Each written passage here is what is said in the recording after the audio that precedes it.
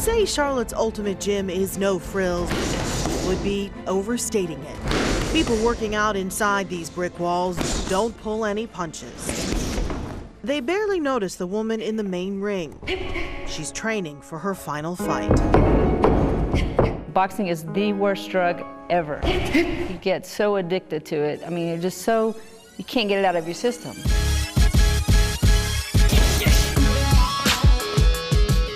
Christy Martin is one of the greatest female boxers of all time. So there she is, the coal miner's daughter. It's, you know, probably the biggest high any junkie could have. Here you are, you're in front of millions and millions of people, especially fighting on the undercard of Mike Tyson. Christy Martin. At the height of her career, Martin was often the opening act for Mike Tyson, was a guest on Jay Leno, a Sports Illustrated cover girl. It was a cool time for me professionally. Personally, though, a different story. People see the Christy that's out there in front of the cameras, and they don't know the person that goes home, and when the door closes, the basic hell that I lived in. Christy married her trainer, Jim Martin, when she was just 23. In the ring, she was a champion with 31 knockouts under her belt. At home, though, her husband was her toughest opponent.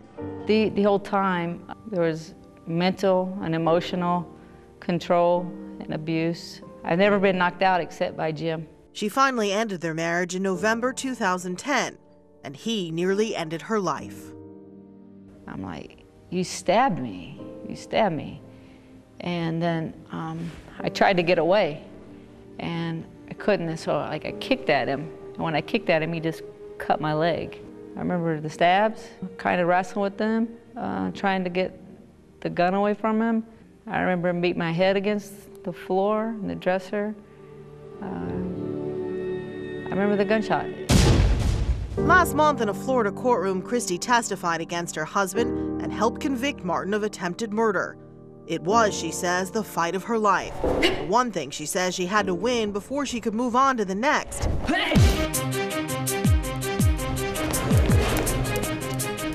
Now, the 43-year-old boxer with 49 wins is focused on what she says will be her last fight. And that was the whole goal, to get the 50 wins. That's been my goal for years. After the 50, then I could kind of sit down and think about, do I want to continue? That's why she's in Charlotte, training. It's just a number that I picked a long, long time ago, years ago. It just is that nice, round, big, fat number to get the 50 wins. I think it makes a statement. She's also hoping to use the national spotlight to send a message. People looked at me probably as like a really strong woman and tough, and wow, we just see her get in the ring and she fights hard, and probably don't realize at home how manipulated I was and abused. So I think, once people can hear my story, it'll give them more confidence to walk away from the bad situation that they may be in.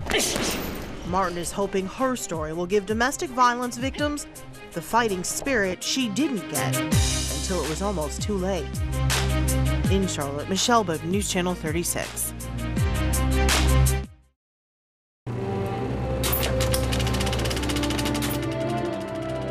There are lines that seem to live forever. Frankly, my dear, I don't give a damn. And images hard to forget. Behold his mighty hand! For more than 100 years, movies have sparked imaginations around the world. When you think of silver screen legends, you might think of Hollywood, California.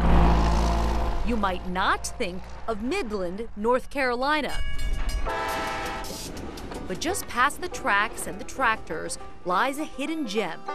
Outside this aging building, located in a backyard, in an out-of-the-way community, you'll find a few rusty clues to the Tinseltown treasures being kept alive inside. One sheet from on Golden Pond. Martin Hill collects Hollywood history. These are matte boxes. He's been infatuated with movies from an early age. Where other teenagers would dream about dating girls, I dreamed about going through the Mitchell factory and seeing how they make cameras. Fast forward a few years, and Martin got his own Mitchell camera and filmed the first feature film shot in Charlotte. Somebody said it was one of the 5 worst films ever made. He even tried his hand at acting. It's your money, Ward. That was for Buckstone County Prison. You mean you haven't heard? Martin's true passion has always been for the tools of the trade, motion picture cameras. It is just marvelous mechanical creations. Camera buffs from around the world have made their way to Martin's doorstep, and many ask the same question.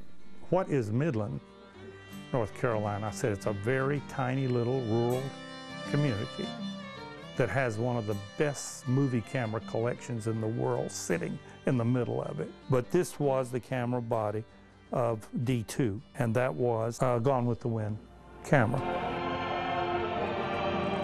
Throughout his 6-decade obsession, Martin has amassed a unique collection. He's been buying up cameras and equipment from major studios like Paramount and Universal, some of which were marked as scrap and destined to be lost forever. Word got out to the industry that this hick from North Carolina was buying these dinosaur cameras that were no longer being used. And if you have any of this junk in your camera department that you want to unload, here's his phone number. This one is the most obscure thing I've got. They only made 2 of them. The government used them in World War II to shoot atomic bomb testing. Much of his collection has what he calls provenance. In other words, they shot something. They filmed a certain actor or actress. They shot all the Shirley Temple stuff. This camera, according to our research, was the primary on Star Trek. The big one down there worked on 2001. One of his favorites is this Mitchell VistaVision camera used to film a cinematic classic. This camera was the primary camera used on the 10 Commandments. I've got one great shot of DeMille. He's sitting in a chair right next to this camera. It's fascinating because I'm a filmmaker and some of the greatest films of all time have been made with these cameras. So fascinating, Joanne Hawk is working to tell Martin's story in a documentary. I think the whole world needs to see this stuff. What's amazing is he had an understanding the inherent value of something. What other people deemed as scrap or junk, Martin said, that's collectible. The building is actually starting to cave in under the weight of movie cameras. The cameras are a business and a hobby for Martin. He's bought and sold many through the years, but he's been able to hold on to his most iconic cameras. The Chaplin camera was, again, just plain luck. That's Charlie Chaplin, the silent film era legend. Martin owns Chaplin's personal camera, the one used to shoot many of his films, including The Gold Rush.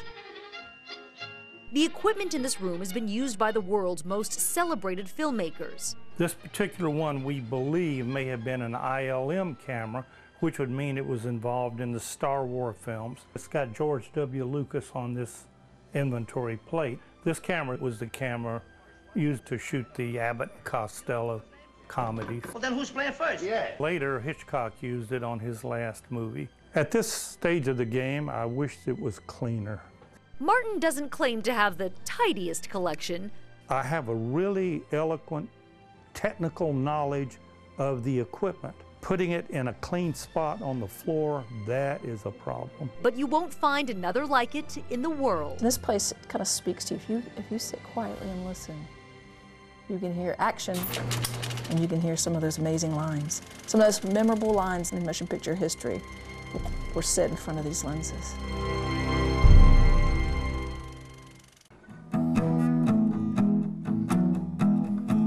I've been playing guitars for 30 years.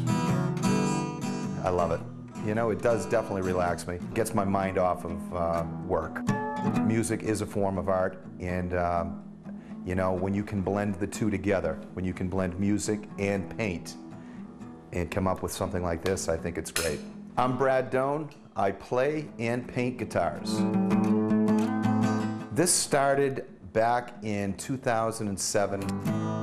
Everyone is just for visual pleasure. Well, I found I always had maybe broken guitars laying around, and one day I decided to add some color and do a little abstract painting, and guitar was formed. I'm inspired probably by music You know, when I do paint a guitar, I'll put on some of my favorite music and maybe make a cocktail and relax and see what happens. Everything else is just free form, and I never know what the finished product will look like. Wow, I get a lot of wows. You know, people really, I don't think they've ever seen anything like it. Each one I do is different. If you lined 10 of my painted guitars up, it looks like 10 different people did it. Let's do a little blue down the side here. There's no rhyme or reason, I just let the brush do the talking. When the weather's nice, I like being outside. I never took any art training, and this is just something that makes me feel good. When I take something and turn it into something else for someone's enjoyment, I love it. It makes it all worthwhile.